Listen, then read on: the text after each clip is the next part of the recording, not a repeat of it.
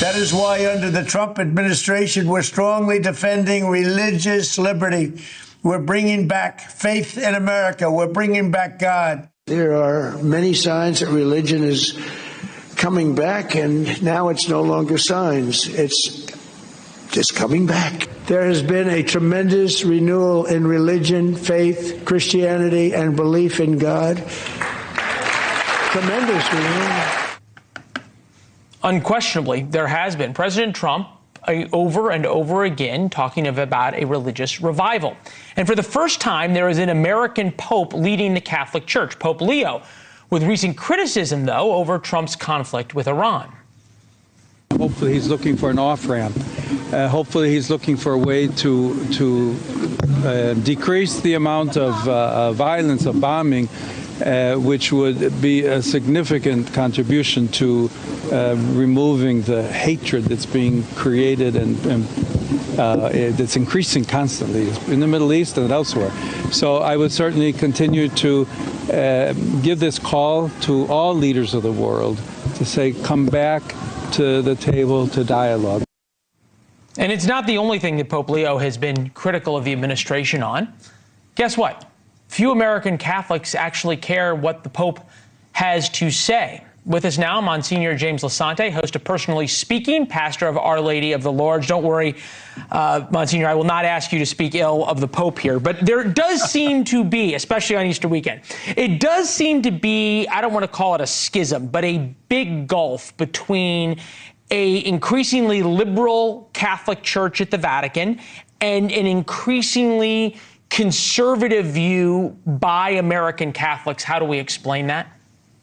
Leland, always keep in mind that this Catholic Church and this Pope and every Pope are supposed to be reflecting the teachings of Jesus Christ. And if you're arguing for peace, you're very much in step with Jesus. If you're arguing for defending the stranger, in our case, migrants who are here legally or illegally, you're very much reflecting Jesus. I mean, I expect the Pope to talk like this. He's not a political animal. He's not aligned with any particular country or ideology. Like John Paul and like Benedict, they're supposed to be always talking about what would Jesus do. And that's what this Pope does. And he believes Jesus would work for peace and Jesus would welcome the stranger.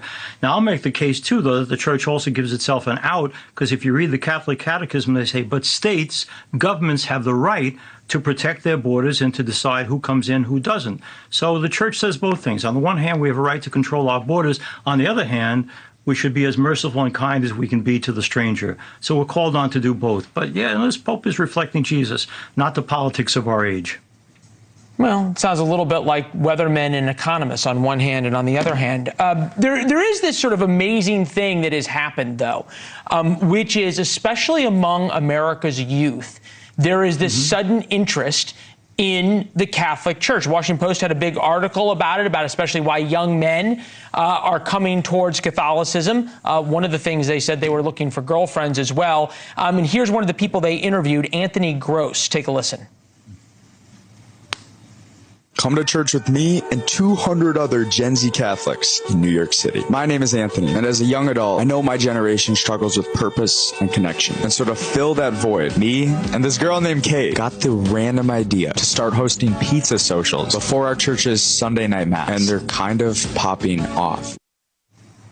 You guys going to start having pizza parties before Our Lady of the Lords? Well, you know, in Our Lady of the Lords, I have to tell you, the masses are filled with many more young people than ever before. And I think it's because, and this is not unusual, that you come to a point where you realize that maybe all the things the world sells you as giving your life meaning aren't giving your life meaning, whether it's money or power or position or looks, that there has to be something deeper. So if young people are saying, I want to go deeper, I want to understand what the meaning and purpose of life is, all faith, but especially in our own Catholic Church, we're pointing toward meaning being found in service to others and coming to know your God better. And really, that's what this whole Easter season is about, getting to know Jesus and specifically his offer of himself on the cross. And its resurrection is really, in my mind, a story of someone's love being so unconditional that they're willing to die for us. And Leland, you and I have talked about Born Lucky, that amazing book that you wrote.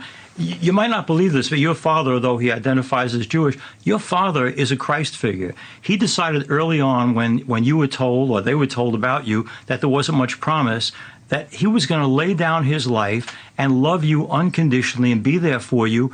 And he took someone who the world would have seen as limited, and now he has created in you, with the help of God, an amazing person who has prospered. That's what Jesus does. He dies, he rises, he destroys death, he promises eternal life. And I think, too, those young people you're talking about are also saying, I hope that this life isn't all there is. The whole purpose of Easter and resurrection is to say, it's not. This life of ours is a small part of eternal life.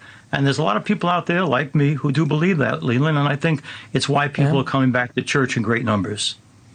Well, I didn't have almost starting to cry on my bingo card this Friday night, but Monsignor, we always feel better after listening to you and come away with a lot of hope, which is actually the Born Lucky story as well. And that is something all people desire. You give it to us. Always one of our highest rated segments are those with the Monsignor. Thank you. Happy Easter.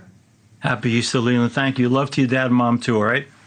Thank you. Yes, sir. Thank you. And to your family as well.